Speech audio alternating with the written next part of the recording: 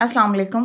आज हम balancing the chemical equation देखेंगे। इक्वेशन को बैलेंस कैसे किया जाता है। कोई भी एग्जांपल लिख लेते हैं बैलेंस के लिए। इक्वेशन है हमारे पास नाइट्रोजन प्लस हाइड्रोजन, और जब भी नाइट्रोजन एंड हाइड्रोजन कंबाइन करते हैं तो ये अमोनिया बनाएंगे, यानी NH3 बनाएंगे। ठीक है, दोनों तरफ जो वैल्यूज़ हैं वो बराबर होनी चाहिए।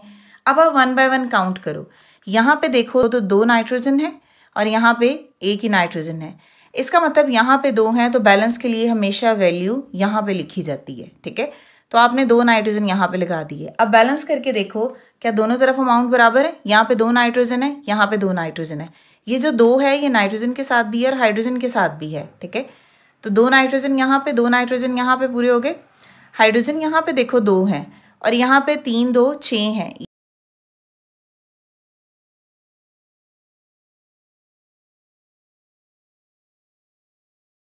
ठीक है, तो अब आप काउंट करो, ये जो हमने नंबर्स लगाए हैं 3 और ये 2, ये है इक्वेशन को बैलेंस करने के लिए। ठीक है, अब यहाँ पे देखें ये पूरी इक्वेशन बैलेंस है। अब एक और एग्जांपल लिखते हैं हम बैलेंस के लिए।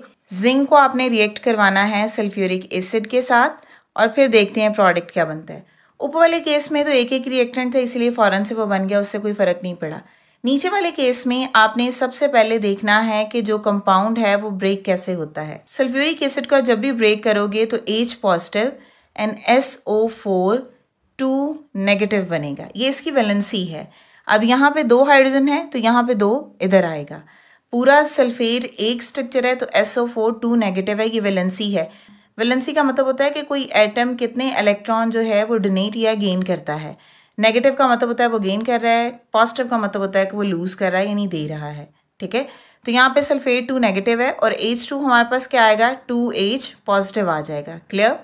अब एक चीज़ यहाँ पे आपने देखनी है कि जिंक पे चार्ज होता है हमेशा पॉजिटिव, जिंक पे हमेशा पॉजिटिव चार्ज होता है। तो एक रिएक्टेंट का पॉजिटिव दूसरे रिएक्टेंट के नेगेटिव से कंबाइन करता है। ठीक है, जब भी इक्वेशन लिखनी है आपने क्या करना है कि एक रिएक्टेंट का पॉजिटिव दूसरे के नेगेटिव से रिएक्ट करता है। तो जिंक और SO4 मिलेंगे तो हमारे पास क्या बनेगा, जिंक सल्फेट बनेगा। तो हाइड्रोजन गैस है और हमने कहा था गैस हमेशा मॉलिक्यूलर फॉर्म में होती है, तो हाइड्रोजन H2 की फॉर्म में ऐसे आ जाएगा। ठीक है, मैं जब भी कंपाउंड लिख रही हूँ तो पॉजिटिव हमेशा पहले लिख रही हूँ। फॉर्मूला लिखने का रूल है कि पॉजिटिव एलिमेंट हमेशा आपने फर्स्ट पे लिखना है। क्लियर। नेक्स्ट देखें, नेक्स्ट एग्जाम्पल है हमारे पास। अगेन हमने सोडियम हाइड्रोक्साइड लिया और इसको आपने एसिड के साथ यानी HCl के साथ रिएक्ट करवाया। ठीक है, अब आप अगेन इसको ब्रेक डाउन करके पहले देखो। यहाँ पे बनेगा Na पॉजिटिव और OH नेगेटिव में टूटेगा, ये H पॉजिटिव और Cl नेगेटिव में। ठीक है, तो इसका मतलब है कि ये Na पॉजिटिव इस Cl नेगेटिव के साथ कंबाइन करेगा और ये OH नेगेटिव इसके साथ कंबाइन करेगा। जब भी फार्मूला लिखना है तो हमेशा पॉजिटिव को पहले लिखना है। तो NaCl और प्लस OH नेगेटिव और H पॉजिटिव जब मिलेगा तो ये वाटर बना देगा। अब एक सोडियम इधर है, एक इधर है, एक क्लोरीन इधर है, एक इधर है, 2 हाइड्रोजन इधर है, एक और एक, 2 हाइड्रोजन ये है, एक ऑक्सीजन ये है, तो एक ऑक्सीजन ये है। तो ये होगी equation balance. Clear. I hope कि आपको समझ आ रही होगी। अब एक इक्वेशन और देख लेते हैं। लास्ट एग्जाम्पल है हमारे पास। एल्यूमिनियम है, इसने रिएक्ट करना है ऑक्सीजन के साथ। अब लास्ट एग्जांपल में देखें, एल्यूमिनियम रिएक्ट कर रहा है ऑक्सीजन के साथ। क्या बना रहा है यहाँ पे, एल्यूमिनियम ऑक्साइड। एल्यूमिनियम ऑक्साइड का फार्मूला है Al2O3। ऐसे क्यों होता है, एक मेथड होता है क्रॉस एक्सचेंज। जब भी आप फार्मूला लिखते हो ना किसी चीज़ का तो एक मेथड हमने देखना होता है जिसका नेम है क्रॉस एक्सचेंज। क्रॉस एक्सचेंज का मतलब है कि जब आप क्रॉस करोगे तो यहाँ पे जो लिखा होगा ये क्रॉस में वैलेंसी इसके ऊपर आ जाएगी और यहाँ पे जो लिखा होगा ये क्रॉस में वैलेंसी इसके ऊपर आ जाएगी। तो ये बनेगा क्या, Al3 पॉजिटिव होगा। ठीक है, और O2 नेगेटिव होगा। इसका मतलब है जो एल्यूमिनियम है ये लूज करेगा 3 इलेक्ट्रॉन और ऐसे ही होता है, और जो ऑक्सीजन है ये गेन करेगा 2 इलेक्ट्रॉन और ये भी ऐसे ही होता है। तो जब क्रॉस एक्सचेंज से वैलेंसी एग्जैक्ट आएगी इसका मतलब है कि वो उसका फार्मूला ठीक है। तो कुछ फार्मूलाज को ऑब्वियसली आप प्रैक्टिस करोगे तो आपको आसानी से याद हो जाएंगे। तो ये प्रैक्टिस ही है इक्वेशंस की, जितना आप उसकी प्रैक्टिस करोगे उतना ही आसान उसको लिखना होगा। तो यहाँ पे देखें एल्यूमिनियम 2 है। ठीक है, यहाँ पे कितने हैं, 1 है।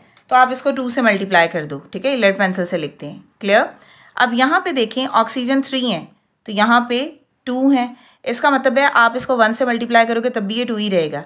तो अगर आप इसको 2 से मल्टीप्लाई करते हो तो 2 2 जार कितने हो जाते हैं 4, लेकिन यहाँ पे ऑक्सीजन 3 है तो 3 के लिए आप इसको 1 से मल्टीप्लाई करोगे तो 3 1 जार 3। हमेशा इक्वेशन इस साइड पे मल्टीप्लाई करके बैलेंस करनी है, ये आपने याद रखना है। तो आप इसको अगर 1 से मल्टीप्लाई करोगे तो ये 3 ही आएगा।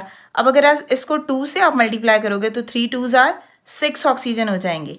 इसका मतलब है जब यहाँ पे 6 हैं तो यहाँ पे भी किससे मल्टीप्लाई करोगे, यहाँ से भी आपको 3 से मल्टीप्लाई करना पड़ेगा। इक्वेशन एक दफ़ा डायरेक्ट बैलेंस नहीं होती, आपको उसको 1 बाय 1 चेक करना पड़ता है। 3 2 बार 6 ऑक्सीजन हो गए और यहाँ पे 3 2 बार 6 ऑक्सीजन हो गए, ठीक है। एल्यूमिनियम 2 2 4 हैं तो इसका मतलब है यहाँ पे भी एल्यूमिनियम 4 आ जाएगा, क्लियर है। यहाँ पे आपने 2 मल्टीप्लाई किया, इसका मतलब क्या होगा, 2 और 2 बार 4 एल्यूमिनियम है और 3 2 बार 6 ऑक्सीजन है, ठीक है। तो ये बन गया, इधर देखो 3 2 बार 6 ऑक्सीजन है और 4 एल्यूमिनियम है। ये है हमारा बैलेंसिंग द केमिकल इक्वेशन का टॉपिक। आई होप कि आपको समझ आ गई होगी। स्टिल अगर आपको कोई भी प्रॉब्लम है, कुछ भी पूछना है तो आप कमेंट्स में पूछ सकते हैं। अल्लाह हाफिज़।